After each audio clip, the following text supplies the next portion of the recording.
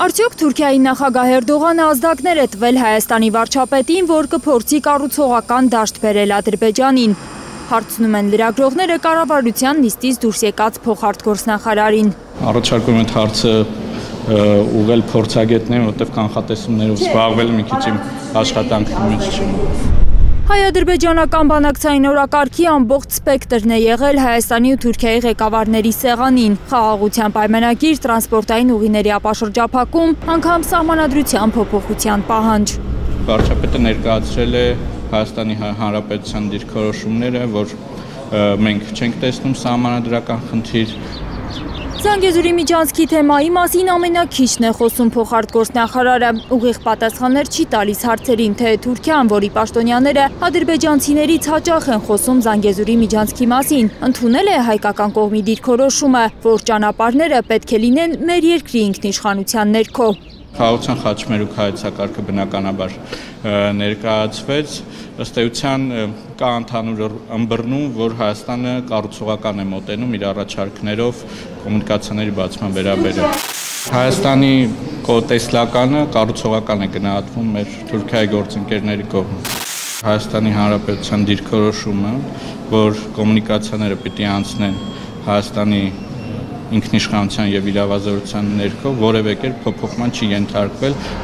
Ամեն դեպքում հայկական կողմը պաշտոնապես արձանագրում է, որ Հայաստանի և Թուրքիայի դիրքորոշումները բազմաթիվ հարցերի վերաբերյալ բավականին մոտ են, բայց այդպես էլ չի բացվում հայ-թուրքական սահմանը։ Երրորդ երկրների քաղաքացիների մուտքն ու ելքը Հայաստան-Թուրքիա անցակետով այսօր էլ իրականություն չի դարձել։ Երկու կողմերն էլ նորից արձանագրել են, որ պայմանավորված ուժի մեջ է։ Փակուղային չէ իրավիճակը, Կոստանյանը հրաժարվում է այդպիսի գնահատական տալ ոչ միայն հայ-թուրքական, այլև հայ-ադրբեջանական հարաբերությունների կարգավորման գործընթացին։ Ես գործընթացը փակուղային չէի գնահատի, որովհետև փակուղային գնահատականի համար առնվազն անհրաժեշտ է նախադրյալ, որ քննարկումներ չկան, իսկ քննարկումներ թե Թուրքիայի և թե Ադրբեջանի հետ քննարկվում։ Ու հույս կա, որ շուտով Հայաստանի ու Ադրբեջանի ներկայացուցիչների նոր հանդիպումներ կլինեն։ Կարծում ենք, որ մոտակա ապագայում հնարավոր կլինի նոր քննարկումներ ունենալ ադրբեջանական կողմի հետ։ Հörmətli qonaqlar, Չնայած, որ Ադրբեջանի հրապարակային հայտարարությունները հույսեր չեն ներշնչում։ Ընդամենը 2 օր առաջ է Ալիևը Հայաստանին ռազմական հանցագործ անվանել։ Նման հայտարարությունները չեն օգնում, որպեսզի կառուցողական և փոխըմբռնման մթնոլորտ ձևավորվի։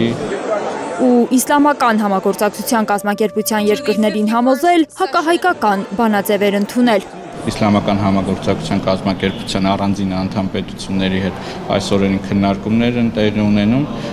նրանցից մի մասը հավաստիացնում են, որ այդ փաստաթղթում տեղ գտած այս կամ այն ձևակերպումները չեն համապատասխանում իրենց պաշտոնական դիրքորոշմանը։ Զատիկից հետո կարմիր ձուն ում է պետք։ Լիլիթ Սարգսյան, Արմեն Ապրեսյան, Հայրուր։